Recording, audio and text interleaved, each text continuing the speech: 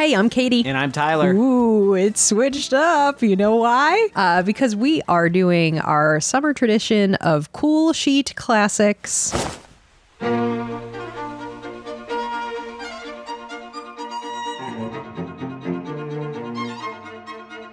For the uninitiated, Cool Sheet Classics is when I get to take over the podcast and share some of my favorite movies that we used to watch on the hottest weeks of summer when we were in my unair-conditioned childhood home. And to pass the time during the hottest part of the day, my mom would snap out a percale sheet. And if you've ever touched percale, you know that that stuff snaps. It does not fold out. It snaps out because it is crisp and cool. And we would sit upon the cool percale sheet and we would have lunch and we would watch a movie from the library. So Cool Sheet Classics is me showing Tyler all of those excellent movies from the library, and we take a look, we break them down, and we have a super great time. So you too can participate in Cool Sheet Classics. Get your cool sheet out, sit upon it, perhaps grill a quesadilla with lunch meat in it, because that's what we were making, and enjoy. Welcome everyone, and welcome back if you are a loyal Cool Sheet Classics listener. If there's anyone out there who skips the whole year's worth of normal episodes and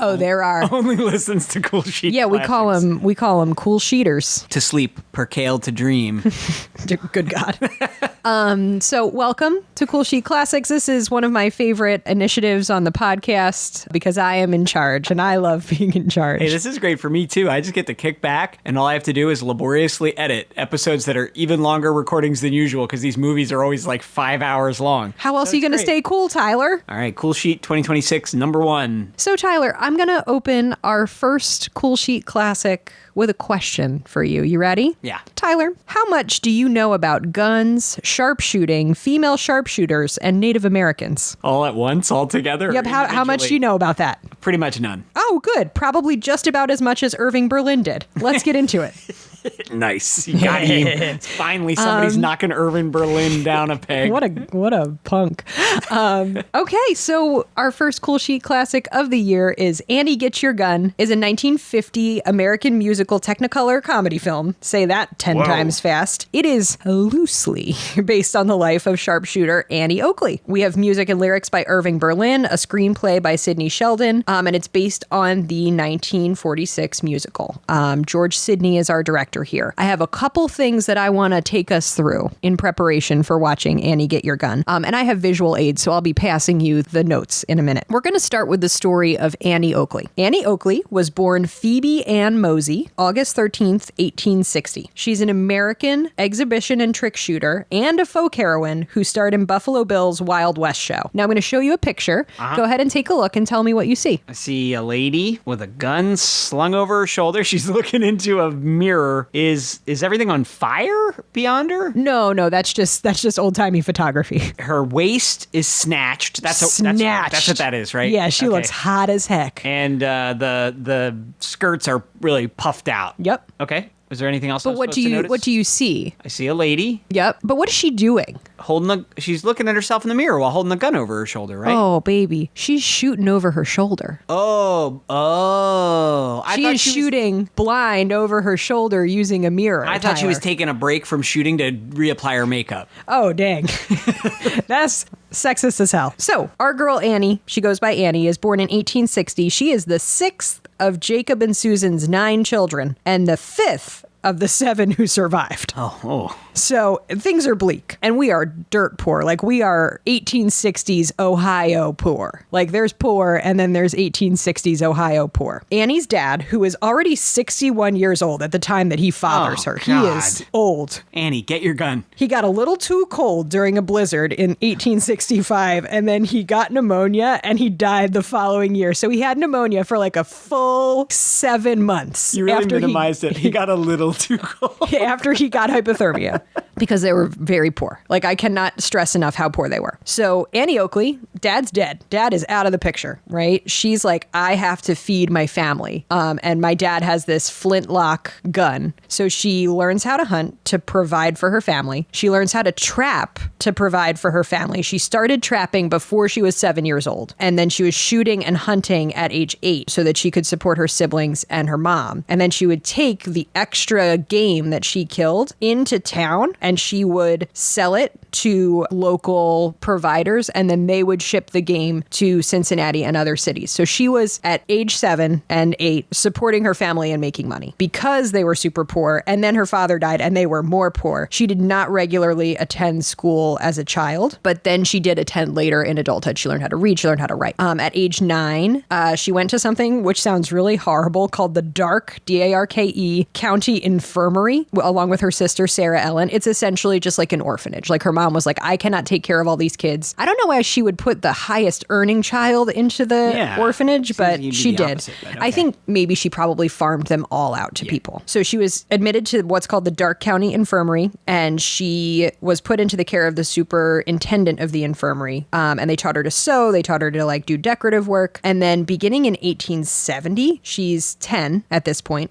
She was what's called bound out, which means like essentially maybe an indentured servant to a local family to help them care for their infant son. And they said they were going to give her 50 cents per week to care for their infant son, which ended up being false. They did not pay her the equivalent of $13 in 2026 per week. And they didn't do it. And they said they were going to educate her, and they didn't do either of those things. They were looking for someone, this couple was looking for someone who could like pump water and cook, and who was like a little bit bigger so she could carry around their infant child. And she spent about 2 years in essentially servitude to these people. And she endured like a lot of like physical and emotional abuse during that time. You know, she was put outside in freezing temperatures without shoes, and she actually never named them in any of her like autobiographical papers or anything like that. She only referred to them chillingly as the wolves. Oh no. So she never revealed their real names. After she was kind of like indentured to the wolves, she gets herself out of that situation. She goes back to her mom, and she goes back to trapping and hunting, selling game, doing all of this. And she ended up paying the mortgage on her mom's farm when she was 15 years old. So she made enough money to buy out her mom's house. And then she got out. She got the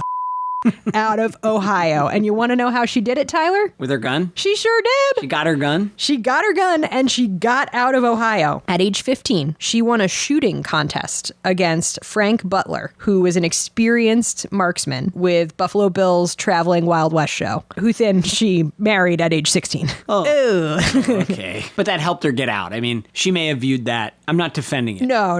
But yeah, so Thanksgiving Day, 1875, I want you to picture it. Picture the smells that are coming out of a... what year? 1875. Picture the smells, picture the sounds, right? I want you to kind of immerse yourself in Thanksgiving Day, 1875. The Bauman and Butler Shooting Act was performing in Cincinnati on Thanksgiving Day. Traveling show marksman and former dog trainer, I don't know why they included that, Frank Butler, who's an Irish immigrant, came into town with the shooting show, and he said, look, I'm gonna bet $100 that I can outshoot any of your fancy shooters in this backwater town. It's equivalent to about $2,900 in 2026, right? Okay. So it's a good amount of money. That's a lot of money. Right? The town gets together and they're like, all right, we're going to have Annie shoot against Frank Butler. So she does. And they go 24 shots at live pigeons that are released from traps. 24 shots, 24 dead birds. The 25th shot, Frank Butler misses. And he loses to Annie Oakley. Hell yeah, Annie. Yep. Yeah. And then they fall in love, which is pretty crazy. How old is he? He was born in 1847. He's not 16. No, he's 70. Oh no. Yeah, he's for sure not. He's for sure not 16. That's not good. He's in his 30s. Okay. That's not okay. But good for Annie. Get out, girl. They start courting after this famous shooting situation, and then they get married, and they're a famous child-free couple. Huh. Okay. You can't make these two your role model. I'm sorry. I know. There's too many weird elements to this. So then the pair are kind of like touring around, they're shooting, and then they join Buffalo Bill's Wild West show in 1885. They travel all through Europe. They travel all through, the United States and Canada. They perform before royalty. They perform before heads of state. Not bad for a little girl who was rural 1860s Ohio poor. I'm pretty proud of her, actually. Her trick shooting was really, really famous. She would shoot a cigar out of her husband Frank's mouth, which is crazy. She would split a playing card, not like this. not flat. Not flat, on an edge. The thin side. Yep. Yeah. She would split the thin side of a playing card at 30 paces. And she earned more than anyone else in this Western troupe except for Buffalo Bill himself. All right. So she was out there making money, doing stuff, hanging out with her husband. Reportedly, Chief Sitting Bull traveled with Buffalo Bill Cody's Wild West show, and he really took a liking to Annie Oakley. He had like a special name for her. He supposedly adopted her as like his adopted child, and he had a name for her that like translated to like Little Eagle Eye or something. So very cute, actually, I think. She has a really bad rail accident in 1901, and then she decides, I'm gonna go back and take a back seat and sit down a little bit. She decided then she would tour in a play about her career, so she did that. She also is famous for instructing women in marksmanship and believing that like women need to be able to defend themselves. So she teaches all these women how to shoot. Her stage act was filmed as one of Thomas Edison's earliest kinetoscopes in 1894. So she's like really famous in early America. She's a big name. She set records into her 60s, and she engaged in extensive philanthropy for women's rights and other causes, including like lifting up young women shooters and like young women performers all the way until she died. Right before her death, she embarked on a comeback tour, and she wanted to star in a feature-length silent movie, which I think is actually so sweet. I don't know why. It like really got me. I was like, oh, what an interesting, like she's an astronaut essentially. Yeah. You know, she goes from like living in this like log cabin to saying, you know what, I want to star in like this brand new technology. Like, I'm actually like gonna cry just thinking about it. When she was 62 in 1922, she hit 100 clay targets in a row from 15 meters. Just like, just straight up did it. Her health started to decline in 1925, and she developed pernicious anemia in Greenville, Ohio. And at the age of 66, she passed away. And she was cremated, which is really unusual for the time, which I think is fascinating. And she is buried in Ohio. And according to some historians, her husband, Frank Butler, was so distraught when she died that he just like stopped eating. And then he died 18 days later. Wow. And he is buried next to her ashes. I wanted to take a minute to just like walk through the person that we are supposed to be portraying here, because I think she has a really cool story. It's like a really interesting slice of like early American celebrity. But are you saying you and I both now, and all the listeners, know much more about Annie Oakley than Irving Berlin did when he wrote the music for this? I think Irving Berlin learned about Annie Oakley during this time. Okay. Now we're going to talk about the 1946 musical. So, Annie Get Your Gun is a 1946 musical with lyrics and music by Irving Berlin, book by Dorothy Fields and her brother Herbert Fields. This story is a fictionalized version of the life of Annie Oakley and her romance with fellow sharpshooter Frank Butler. This 1946 Broadway production is a huge hit. The musical runs a long time, 1,147 performances, touring company in London, revivals, and the 1950 film version, which we will get to.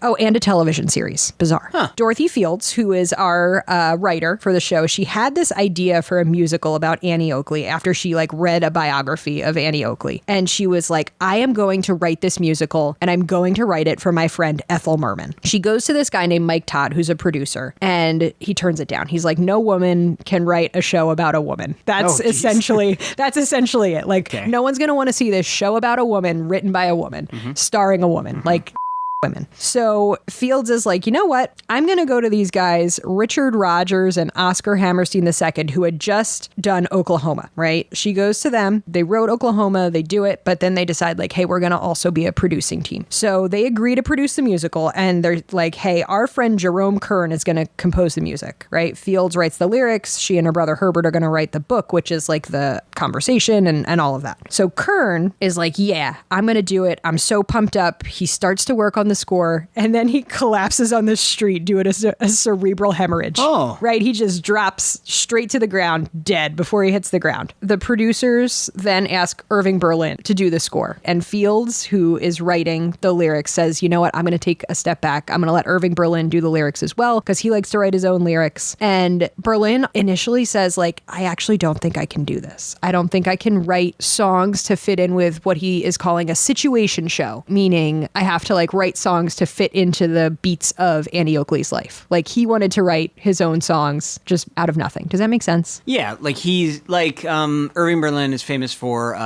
White Christmas, or whatever it was originally called. Yeah, Holiday Inn. Holiday Inn, right? It's not based on a true story. No, he does where you not. have to say, oh, and then this happened, and then this happened, and I need to work backwards. He's able to craft the story in songs. Yes. Okay. So yes, that makes sense. he didn't want to have to like fit into this box of like, I have to write songs about this woman's life. Oscar Hammerstein goes to him and is like, noodle on it a little bit, bud. Just why don't you like write 3 songs and then come back, and after you write those 3 songs, if you hate it, you don't have to do it. So he goes away and he comes back with the 3 songs, doing what comes naturally. You can't get a man with a gun, and there's no business like show business. Like, he writes There's no business like 3. show business is from Annie Get Your Gun? Yep. Okay, I was about to say, as you were listening, I'm like, don't know it. And I was going to say, I don't know any of these songs. Nope, I know you that sure song. do. That's a So very he comes famous back song. with There's no business like show business, Okay. right? And they're like, you got to do this. And Irving Berlin says, you know what? I think I can do it. One thing I want to note is that Ethel Merman at this time is like really famous for being just like a character actor, right? She's like this kind of like bombastic, wacky side character. She has all the fun songs, but she doesn't get to do like any emotional love song, any beats like that. And she initially was like, I don't know if I can do this part, because like there's a lot of emotion and feeling here. And Berlin wrote these ballads for her, and she claims, she's quoted as saying that Irving Berlin, quote, made a lady out of me. I also think this is very funny. According to like some sources, the role of Annie was initially offered to Mary Martin, who's another like kind of bombshelly singer at the time, and she turned it down. But this is not true. Dorothy Fields, our writer, went to the hospital after Ethel Merman gave birth to her son and was like, hey, you want to do this show? Like, I'm just picturing like we're still in the hospital gown. The baby's still got like goo on it. Yeah, like they haven't cut the umbilical cord and yet. Dorothy Fields shows up and is like, hey, Chickie, you want to do this musical? And that was back when like 50 people could come visit you while the baby was being born. Any person could walk into the hospital room at any time. I just want to highlight some of the musical numbers that are included in this film, Tyler. Just some highlights. You Can't Get a Man with a Gun. Great. I Am Indian Too. Oh. So I don't know how these songs are going to age. We're going to see. And also the song, do you know the song Anything You Can Do? Anything You Can Do, I Can Do Better? Yeah. That's from a musical? I thought Tyler. that was just like a thing kids sang to each Oh other. my gosh. You are about to be, your mind's about to be blown. Yeah, I don't know. Here's what I know about this. I know that Kathy O'Connell from Kids Corner used to, right? Didn't she perform this at her talent show? Maybe. And I mainly know the Crazy Ex-Girlfriend spoof of this. When Rachel Bloom's character was in a show basically like this. Yes. Sorry, go on. Thanks for sitting with me for the biography and the musical, because I think we needed a little bit of background. Now we're going to talk about the movie. Oh yeah, we're watching a movie. Okay, we're going to watch the movie. Betty Hutton is playing Annie Oakley with Howard Keel.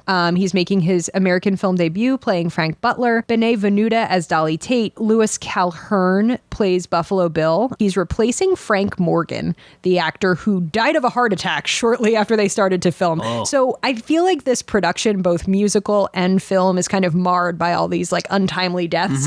But everyone was also eating a lot of red meat and smoking like 40 cigarettes per day. So are they that untimely? All of society was plagued that way, yeah. Despite several production and casting problems, read Judy Garland has a bad time.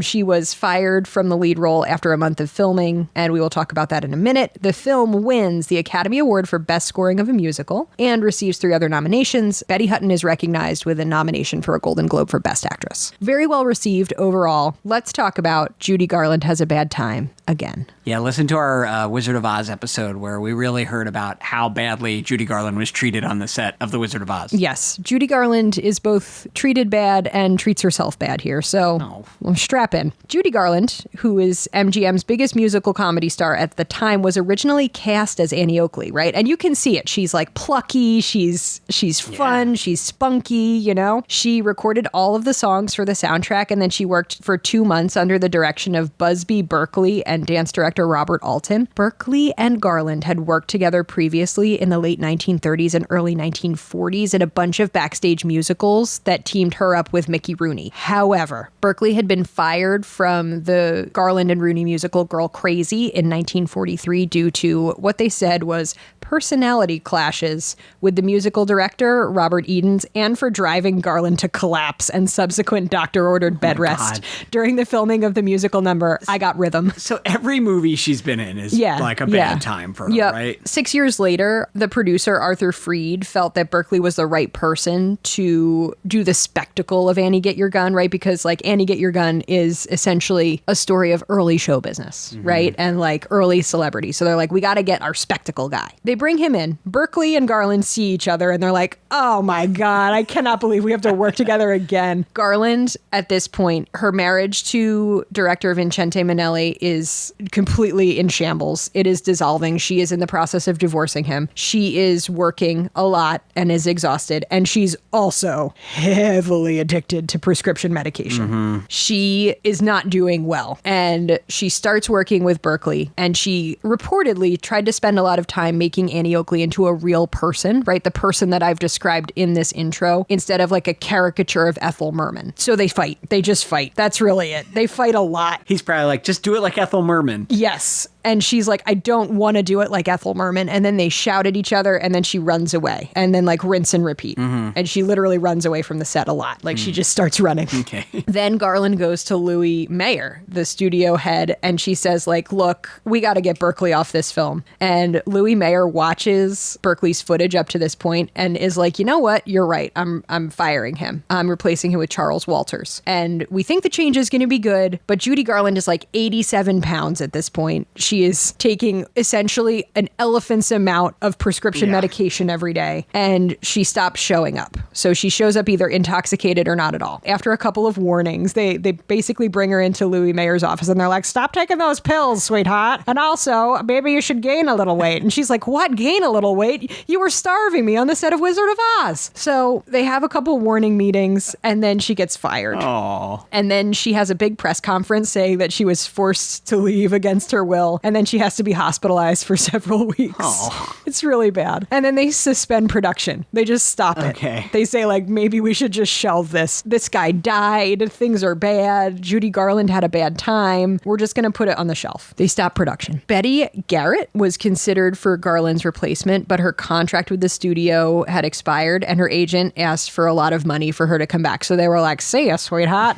Hit the bricks. Ginger Rogers lobbied really hard to play this role, but the producer felt that she was too glamorous for the part because she's supposed to be like a dirt rock farming orphan child. And according to Rogers, the studio head told her, stay in your silk stockings and high heels, Ginger. This part isn't for you. So Yikes. Don't stretch yourself as an actor. Just keep wearing those stockings, pretty girl. Betty Hutton pleaded for this role with both MGM and Paramount, which was her home studio. And she was the top star at Paramount. They essentially farm her out to do this picture. And Betty Hutton is like, she's brand new, she's cute, she's bouncy, you know, she's not looking like rough Judy. Judy Garland would like every once in a while show up on set from time to time. Sad. I know. Oh. And Betty Hutton has like quoted as like, oh, you know, when Judy Garland would show up, like I'd pop over and be like, hiya, Judy. And then Garland would like attack her.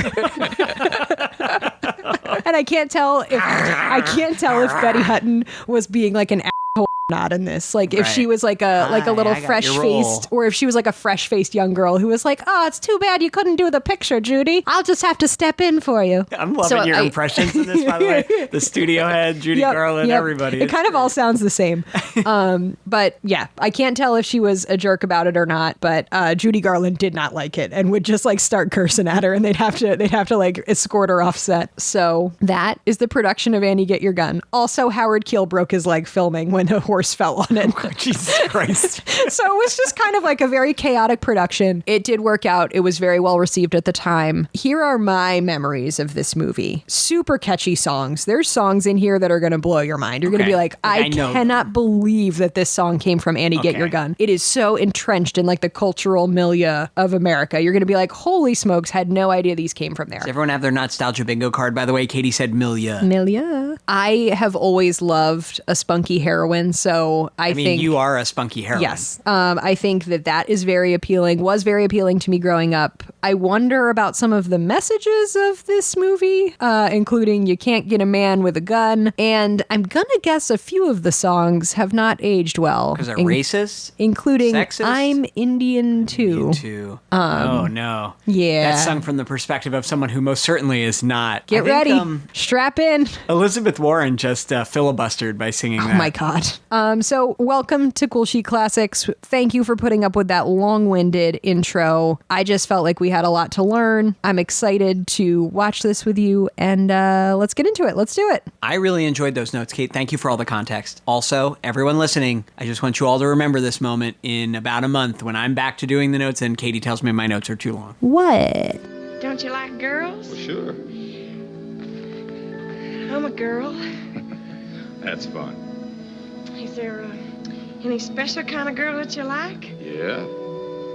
I like the kind that you see in picture magazines. Sort of dainty and dimpled and rosy.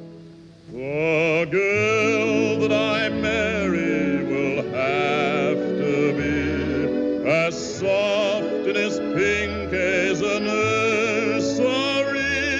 Oh, also, there's definitely a white man playing Sitting Bull. Oh, he was referred to as Hollywood's one-man UN because he played, wait for it, Southern European, mostly Italian, Eastern European, Latin American, American Indians, Middle Eastern, South Asian, East Asian, Pacific Islander, and black people. He was an Irish guy. Huh. So get ready. You could do it all. You kind of get like a fun little circus or sideshow poster here. I see some headdresses. Yep. Some funny artwork of Annie, and then who's on the right? That's Buffalo Bill, not the one from Silence of the Lambs. I think this would have been your job.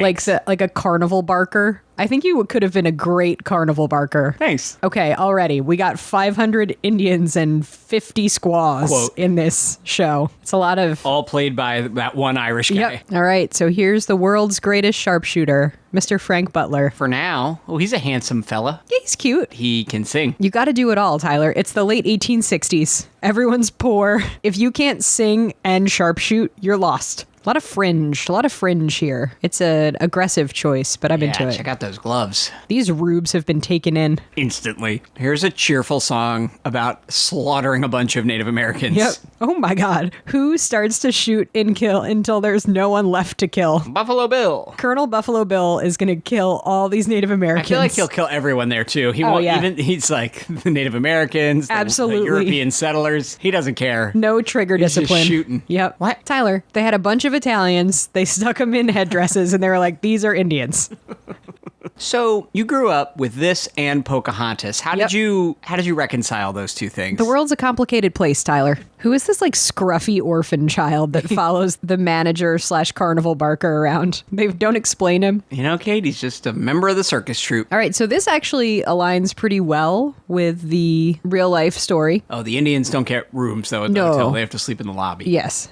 Oh my God, he's offering the squaws to the hotel manager. That little boy is just he just lives in the town. He's not even with them. Okay, yes. He's just like, this looks, I mean, come on, it looks pretty cool. All right, so they have rolled into town and they said, listen, we'll put Frank Butler against your local sharpshooter in a time when I guess every town had a local fancy shooter, you know? There was not much to do, right? This was dirt poor, poverty line Ohio, right? Like, if you can't shoot at a bunch of cans, what can you do? Frank Butler is cutting a swath through the women of the this young town. Women of this town. Frank Butler's just out here chasing skirt. Those are some skirts. Yeah. 1,800 skirts. They go to the floor. They got some sort of chicken wire underneath to make them poof out. Oh my God. Here she is. Annie Oakley has appeared. She shot a fake bird right off of this woman's hat. And she is... This accent is wild. How to get up there? What for? But she's just like literally dirty. She's wearing a burlap sack that she's fashioned into an outfit. She is plucky. You know what I mean? Yeah. Can't you picture Judy Garland doing it like at the peak of her power when she was like healthy? Yeah. Even her speaking voice. Had all the normal, rules for handling a gun been commonly widespread yet? Don't aim it at anything you're not willing to obliterate. Keep your finger off the trigger, because no one's following those rules in this film. Is this her extremely large family? Yeah. This is her like dirty Appalachian family. Wow. They look like cave people, the way they're dressed. Tyler, they're living in Dark County, Ohio in the 1800s. They have a single mother. This is probably photorealistic at this point. Yeah, unfortunately, this is before the Great Depression when at least the flour sack manufacturers started putting floral patterns on the sacks. That's a real dead bird, 100%. That is not a prop dead bird. God. That is a dead, real bird. All right, some really annoying 1950s child actors here. Green, what go naturally. Okay, you know what? I'm going to go out on a limb and maybe not defend their portrayal of Native Americans, but look at their portrayal of poor white people. Mm-hmm. It is so cartoonish. I would say that it's basically equally as much of a caricature. So it seems like I didn't know until right now, having not seen this, that the tone of this is really goofy. And it's very Ethel Merman, right? Like if you've ever, you know what I mean? Like this is like vaudeville style jokes. Yes. What's a bill? Yeah. How many's 2 dozen? Right, like they're writing essentially like a goofy character actor part here. I'm like thinking of Oklahoma, you know, when they do, oh my gosh, what's it called? I Can't Say No, which is another Ethel Merman joint. I'm not saying I don't like it, but it's taking me some getting used to the style of a 1940s musical where like every song is quite long. Yes. Betty Hutton gives good face though, doesn't she? Yeah. Like she gives funny. Very good face, especially for like a screen darling. You know what I mean? Like she's like a cute little plucky screen darling from the time, you know? Yeah. But you can see why the exec said to Ginger Rogers, like, no, Ginger, you stick with your silk stockings, little girl. There we go. Our first backward shooting. I don't know if this came up in your research. Like how'd they film that? Like how'd they blow up that? She just shot over her shoulder and you like saw it, and like the special effects at the time all have to be practical. Her gun's name is Grandma. She's also cleaning it right into her face. Yep. I feel like it's still loaded. These two. That is a funny gobsmacked love at first sight look from Betty Hutton. Oh my God. I like that she gets to be very silly in this. You know what I mean? Yeah. It makes me wish that Judy Garland had a better time in life, because she could have done some fun stuff with this, I think. Not that Betty Hutton isn't, you know? I just want everyone to have a good time. Yeah, but this is like a cartoon. Yes. You love cartoons. I do. I wasn't expecting it to be so goofy. I'm enjoying it. I just didn't know. I just really like Annie Oakley's energy here, where she's like, I will be the best. Yeah. You know? But I think it comes from,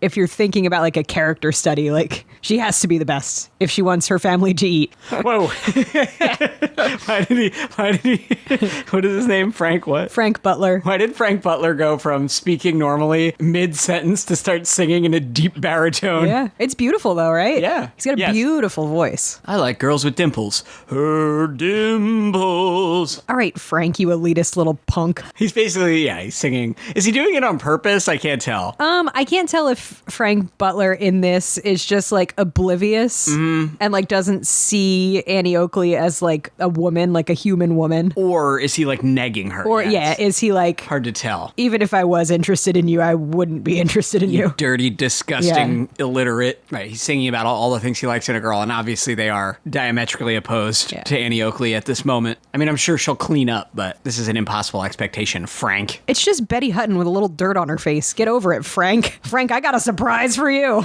I like the, it's My Fair Lady, too. It's like you take your cutest little woman, and then you just like rub a little dirt on her, give her the most grating voice you can imagine. It's like an ancient trope. There's a research podcast topic for you in the future. When's the earliest she has paint on her overalls? The earliest girl takes her glasses off and becomes hot. Yeah, like it's probably in Mesopotamia. Right? Is there one in the Iliad? Also, we've been on like 2 sets this whole time, right? It's so funny. It's a musical, baby. Yeah, this is my favorite song. You can't get a man with a gun.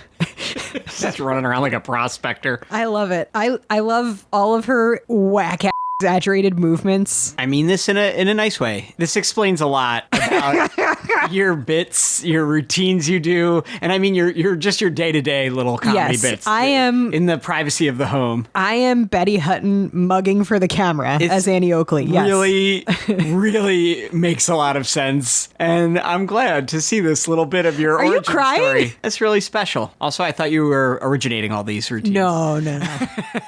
Irving Berlin's doing a good job here, you know? You can't shoot a male in the tail like a quail. It's just like really fun ways to do dance with a big rifle as your prop. Also like just straight up Broadway style. She's just singing right to the camera. Yes. For this whole song. There's no other character in the scene. It's interesting. I feel like I can't think of a ton of movie musicals where they don't even try to come up with some business that makes her not just sing to the camera. I like it. It's very personal. Well, because like up until this moment, she's happy with her life. Yeah, until she started augaing at that man. You know, like she's happy with her life up until this second, I right? guess, And when has she ever seen, like, what other men are around? Yes. You know, the hotel guy. Yeah, there's slim pickings Yeah. in Dark County, Ohio in 1860. I guess 1875 at this point, you know? Yeah. Like she hasn't seen probably a man with all his teeth. And like I'm not saying that as like a slag on Appalachian folk. Like they just didn't have them.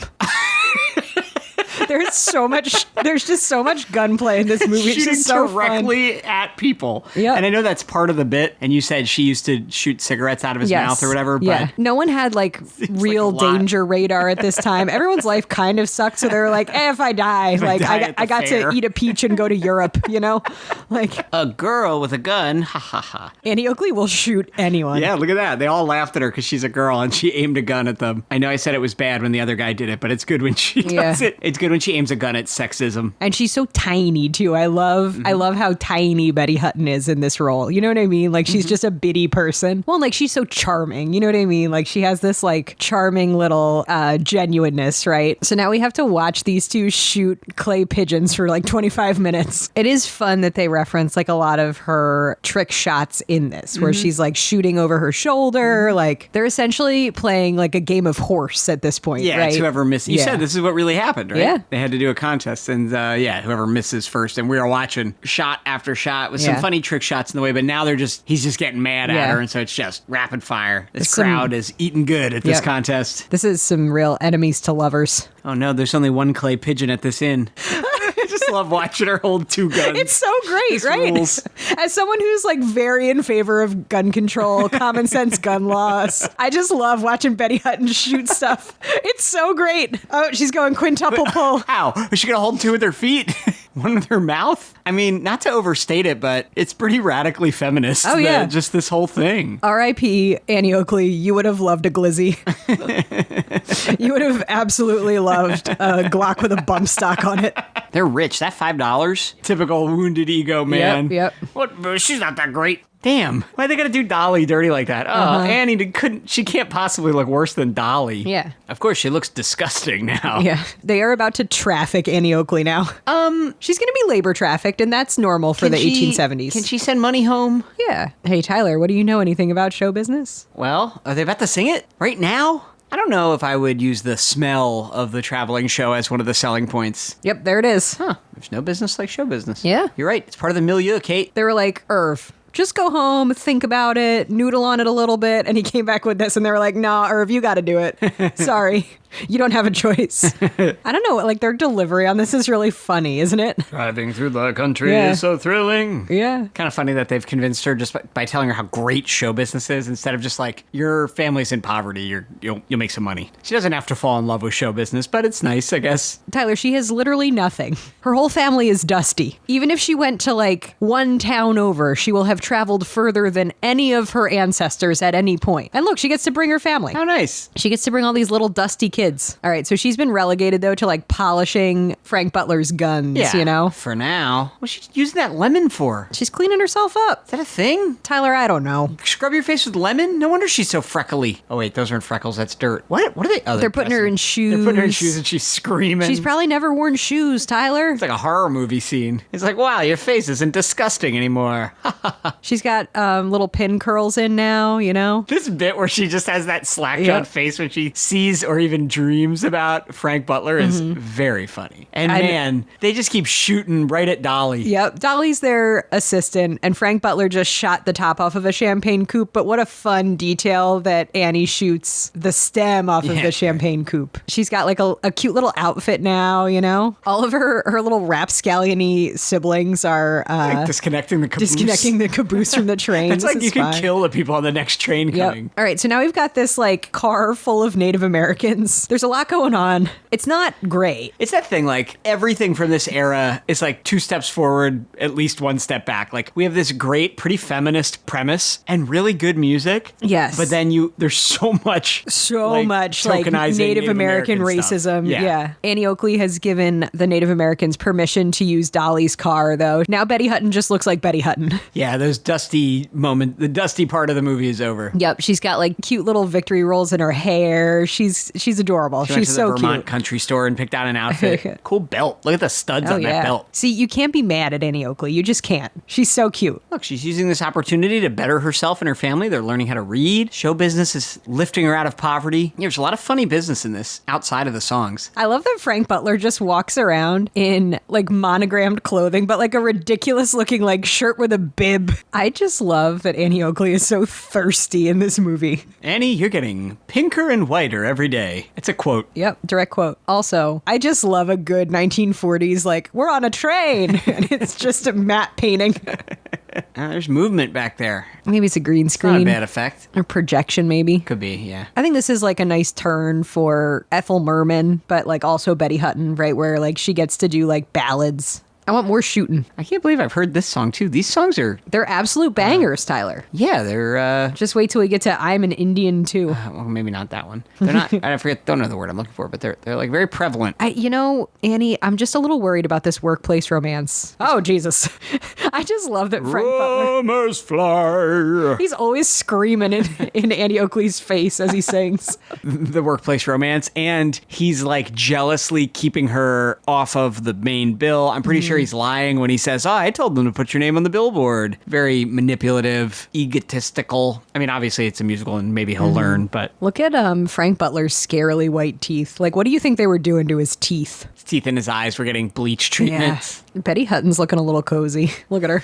I should say. Frank, what is your end game here? They just Look at him sat here snuggling in a loving embrace for hours and hours. It's funny. It's your classic, like, 40s and 50s chaste romance, right? Literally, like, they didn't even kiss. No. They sang to each other about how wonderful it is. And then they just hugged on the outside of a train for a while. So there's your Irish Sitting Bull. He's doing a little bit of brown face here. A little bit. Yep, some significant brown face. Okay, so they're going straight up broken English. He's the first Native American character we've really heard talk. There's lots of them in the background in their train car, right? And it's exactly what you imagine your racist uncle's impression of a Native American would sound like. All right, so Sitting Bull is kind of like a traveling dignitary. He's like not in this show. He's like in the box. I just love Frank Butler's fragile male ego. He could not handle Annie Oakley on the poster right now. Yeah, there's this great poster of her that says she's the greatest shot in the world. Her cute little new outfit. Yeah, she's got cute boots. And like think of her, you have to think of her as like a early American folk heroine, right? Like she is also like a persona. You know what I mean? She's not just like her, you know? Yeah, you said her She's name like, isn't even Annie Oakley, right? Yeah, she's like, They didn't address she's like that Davy Crockett. in this, you know? Like Jim Bowie. Also, you've never seen this movie so clearly, right? Oh, absolutely. You were watching, the last time you saw this was on a VHS tape from the Tube TV, library. yeah. On your TV, right? This is the crispest Blu-ray transfer you could get nowadays. Yeah. Her accent's coming and going a little bit. They just keep reminding Betty Hutton. They're like, hey, Betty, you got an accent, Don't girl. say up there, say up there. What's it like being the poodle that she shoots the egg off of, you know? It's amazing that a poodle could just sit there for that. All right, finally, a little kiss. Yeah. Still pretty chaste. Oh, very. It's 1950. 1950? This is really old. Yeah. But you're having a great time. I love my life. Don't forget, Frank Butler's wearing monogrammed everything. He has a monogrammed ascot, monogrammed gloves. His shooting outfit is amazing. His It's show outfit. It's like wild. the cow print cowboy shirt with the FB gloves, shooting gloves with tassels, the FB tie, which is so clearly just handmade. Yep, and it's, as you notice, it is clipped with a FB tie pin. I didn't notice that until right now that the camera got closer. Yep. Oh, and he's got an FB belt buckle. He's just pushing all the cowboys down onto the ground. Yeah, Kate, this is men being men. This is what I do with my boys' crew. Is it? You singing your beautiful baritone? I wish. These horses are doing very good horse acting. Yeah, they had to do choreography. I think it was harder to be an entertainer back then. You had to sing on a horse, you know? This horse does not want Buffalo Bill to scream in his face. She's standing up riding on a horse and shooting targets now. She's really taken this up a notch. The choreography on this is nuts. I'm not gonna lie. I mean, if I saw this, I'd be going crazy. It'd be just wild, like this right? crowd. Yeah. She's like not just standing up. Now she's leaning back somehow completely flat off the back of the horse. She's doing all sorts of tricks. She's got lots of different guns. She's got pistols. Yeah, she just got rid of the rifle and is dual wielding 2 revolvers, riding backwards on a horse verse. Frank Butler just had a whole song where he came to accept that she could do some cool stuff. He was like, okay, I think I can deal with this. I love her. And then he walked out and saw this and was like, never mind. That was too cool. I can't handle it. My ego can't take it. Oh my God. That's what he gets. He gets the punched. manager. The manager, is like, you were treating Annie badly and now you can't handle it. She's good. And then Frank Butler just punches him in the mouth. Now Buffalo Bill's like, hey, you want to hit me too, big boy? Like, I'm your employer. They're just gassing her up, you know? This guy has like a Long Island accent. The guy playing Sitting Bull. Frank's sulking somewhere. Frank's a fragile man. So Annie's being ceremonially adopted by Sitting Bull? Yes, but according to the legend of her American folk hero persona, she was adopted by Sitting Bull. Huh. She met someone who was reported to be Chief Sitting Bull. Could have been him, could have been just a random Native American at Buffalo Bill Cody's show. Remember I told you this in the intro? It was a long intro. That was a long time ago. But yeah, okay. He ceremonially adopted her as his daughter. So this is kind of from her life. She's been taken by the drums. Here's like a long powwow dance montage. They've cut this song from modern productions. Oh, yeah? Yeah. Huh. I wonder why. I mean, it's not great, guys. Way to go, Irving Berlin. Your face is really telling a story right now. It's Your just jaw is on the ground. It's bizarre. You want to explain what you're seeing right now? She just keeps saying, well, first, during the ceremony, she just kept going, am I an Indian yet? Not yet. And now they put a feather in her hair, and he's like, yep, you're an Indian now. And she's like, yep, I'm like a Kickapoo. I am a Sioux. I'm an Indian too. Why does she think she could be transformed? I mean, it's a mesmerizing sequence because of all the costumes, but just pretty questionable. Yeah, it's a rough one. It's a rough watch. Because it's like, I have to assume that absolutely none of this is accurate, like costuming, you know. Earlier when it started, when the movie started, I was complimenting it because it's like a cartoon, but it's also like a cartoon here. It's that thing where it's like, okay, everyone's got a headdress. All right, so Frank Butler's masculinity was so fragile that he saw Annie Oakley do an incredible trick and he quit. He couldn't stand to be second billed after anyone, but definitely not a lead. No. She was right. You can't get a man with a gun. You can't. It's a pretty significant deviation. Like, she doesn't have to choose between her career and her man. Yeah, it's good drama for the, for the play in the movie. But yeah, you're right. Based on your whole biography of her, that wasn't really it. In fact, we heard he died a death of despair, 2 weeks after she died? Mm-hmm. That's how down bad he was. He was down bad. And you seem to be having some sort of breakdown. Just get on the boat. Here's a bunch of our Native American characters ravenously eating eclairs in Paris. That's how you know they're in France. Every one of her shooting tricks. Genuinely, I would love to watch this. I would love to be in the audience. But yeah, she performed for all kinds of like dignitaries, you know? She performed for Kaiser Wilhelm. And she, after World War I started, she said she should have shot him when she was performing. Now that is interesting. She really could have assassinated at least one head of state if she really wanted to. What a perfect situation to do it. Silly little German joke. That's a good joke. Yeah, there's this little bit of business going on where all the European leaders are giving her little kisses either on the cheek or then the neck, and it's kind of lecherous. And of course, it's like, oh, Sitting Bull doesn't want to be kissed by these men. And then the German chancellor, whoever,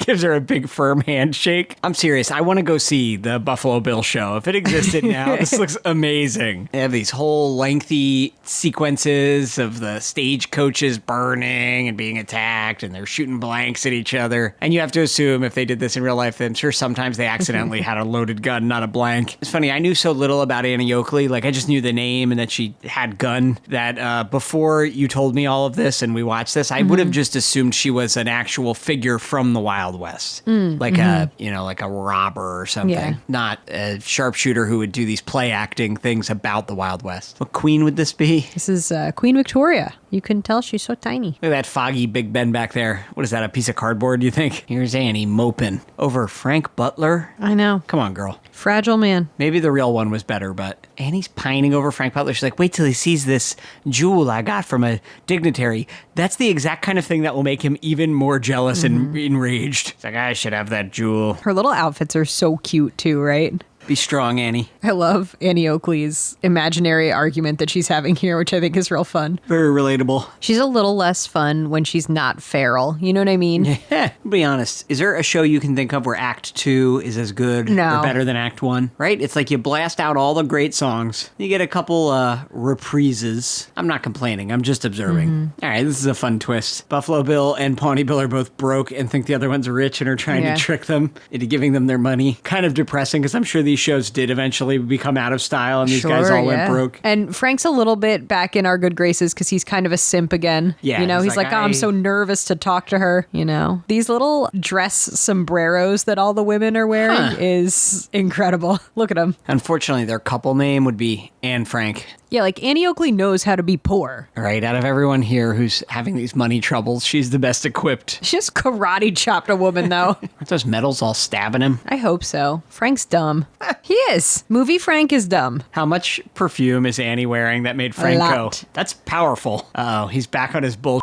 The turnaround from them kissing and just embracing for like 10 minutes to them screaming at each other about how much, like who's the better shooter. Pretty incredible. Frank is delusional. Yeah, Frank's crazy. He's going to have another match with her? Like in what world? These two fighting. What a bizarre list of brags during the anything you can do, I can do better. I can buy anything cheaper than you can. I can sing a higher note than you. It's just bizarre. It's great though. It's like, what do couples fight about, you know? I could sing softer than you. They really do have good chemistry. You know what I mean? Yeah. Like the two of them. This song is so funny. I just didn't know how funny this show was. I just feel like the Broadway version of this is probably gets such huge laughs during this stuff. Like this is absurd. You know, this is really just really good. Quite a celebration for their match. Is this all for them? Yeah. There's a marching band. Tyler, there's not that much going on. There's guys shooting cannons. The sheer number of costumes that they both have. There's no reason that they needed to be in new costumes we've never seen before for this shootout. How dare they try to sabotage Annie's gun? I will not stand for this. No. Betty Hutton's just pointing that gun straight at Buffalo Bill's tummy. All right, so Sitting Bull is like, look, I have sabotaged your guns. If you want to be second best, you'll get Frank Butler. I don't know. I don't agree with the message. Horrible. Right? Absolute horrible. I feel like it's negating every good thing about this movie so far. And look, she's into it. She gets it. She's like, you're right. I can't get a man by being better at shooting than him. God damn. And Frank Butler his masculinity is so fragile. He doesn't even question it. He's like, yes, I am the greatest. I hate this. Right? I'm like so mad. Yikes. He just couldn't let her be the best. Yeah, because up until that moment, which is like, this is it, right? The movie's over now. Yeah, this is basically it. We're getting our last no business like show business right on the heels of that, where she understands that she has to be second best at shooting to get her man. I was going to say, it's like pretty cool, other than all the Native American stuff, obviously, which is a huge, glaring issue. It's a pretty cool movie for you to watch as a little girl. Yes. Up until there. Yeah, up until the last 5 minutes. The big takeaway. Wow. Like, he becomes just, like, enraged every time he's reminded that she's better than him at shooting. I couldn't be with a man who wouldn't let me be the best at what I do. I mean, no one should be. It's horrible. Got some cool horse choreography, though. Sure. But at what a cost. I know. The end. It's okay to be second best as long as you get your man. And lie, because if you are better, you have to lie and say you're worse. And also, Indians. Oh, Annie, get your gun. Yeah. And shoot Frank Butler. Any note you can reach, I can go higher. I can sing anything higher than you. No, you can't. Yes, I can. No, you can't. Yes, I can. No, you can't. Yes, I can. No, you can't. Yes, I can. No, you can't.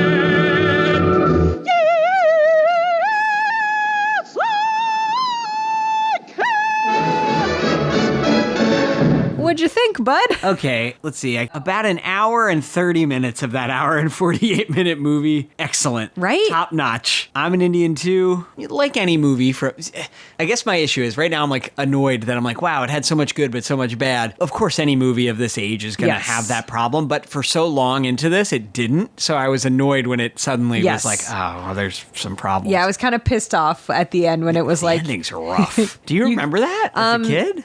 Not as well as I remember Act 1. And you were saying it throughout the course of like watching it. There's I feel like there's no musical where Act 2 is better than Act 1. This pepped up when Anything You Can Do, I Can Do Better happened real so late fun. in Act 2. Yep. But yeah, that's a horrible, horrible mess. Like I was wondering if you remembered it or if your mom talked to you about it. Like atrocious heinous, message. Really hate undermines it. And you said that they've taken out I'm an Indian too. I wonder if there's any from some of the more modern to that productions. ending too. Yeah.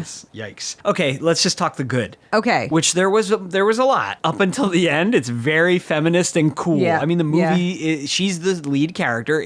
Her name's in the title. It probably doesn't pass the Bechdel test because she's always pining over Frank. Ugh, but Frank.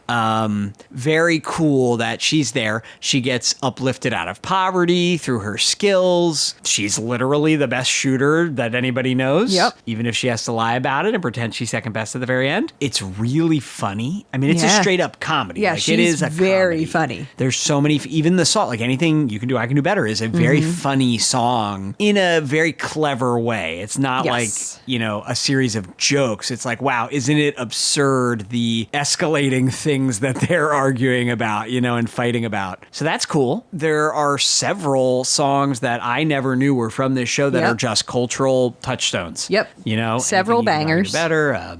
There's No Business Like Show Business. Even their It's Wonderful song. Like, I've heard all of these and had no clue that they are from here. So that's pretty cool. Costumes, 10 out of 10. Oh yeah. No notes. All the Old West costuming, all of Andy's costumes are great. Betty Hutton is hilarious. She's so funny. She's much funnier when she gets to be like feral Annie and just like hop around. Yeah, at the beginning. Yeah. But I'm gonna say it. Maybe I haven't seen enough Judy Garland. I can't really picture Judy Garland pulling off these big comedy moments from the Judy Garland that I know, and my knowledge is very limited. It's mostly The Wizard of Oz. Like she has no physical comedy in that at all. It's all very earnest and sweet, and this tries to do that a little bit, but also lets her be really goofy and she mug. does get to be goofy, mugging. which is fun. A lot of mugging, and her mugging is very funny, but she kind of stops again. The Act 2 problem, right? Like all the funny faces and really fun dancing and stuff all kind of stop in the first half of the movie when it's whatever Just grinds to a halt. Does this live up to how you remember it? Yeah, I think it was honestly more fun to watch as an adult because I just love watching Betty Hutton shoot stuff. Yeah. She just looks like she's having a great time. Yeah. I think the music is good. I think the singing is pretty good. I think it's good music, pretty well sung. Yeah, they're both great. As annoyed as I am at Frank as a character. Yeah. And I kept, I was kind of forgiving it for a lot of it because I'm like, oh, well, surely he'll learn a lesson. No. He did not learn one thing. And what she learned was bad. It was not a good message. Here's the bad stuff. And now, the bad stuff. Lots of bad Native American stuff. Yes. Really bad. All guys in brownface doing... Yeah, it's just a bunch of Irish guys. Caricature. In brownface. Yeah, stuff. Not great. No.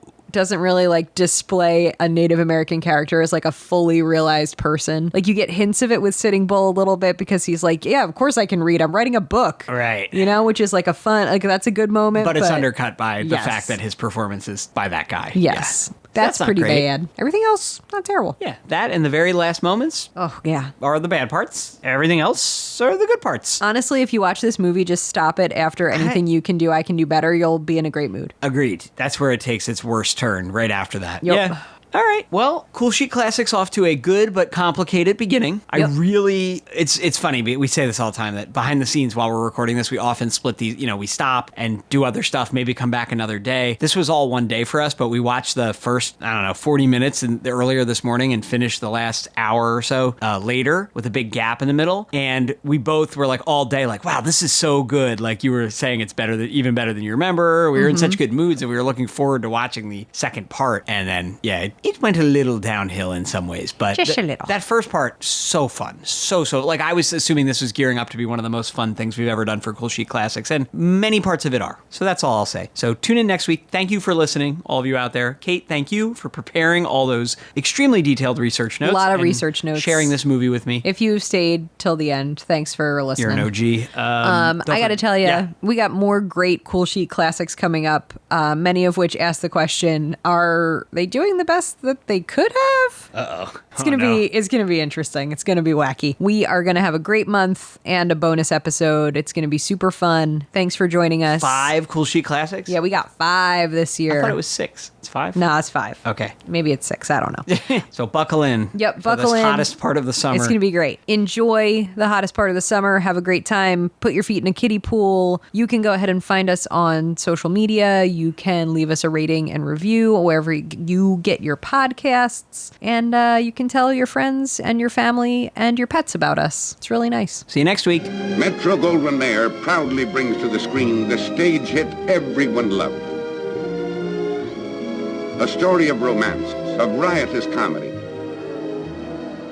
A show unequaled in its spectacular proportions, rich and magnificent in its color, and ringing with Irving Berlin's greatest songs.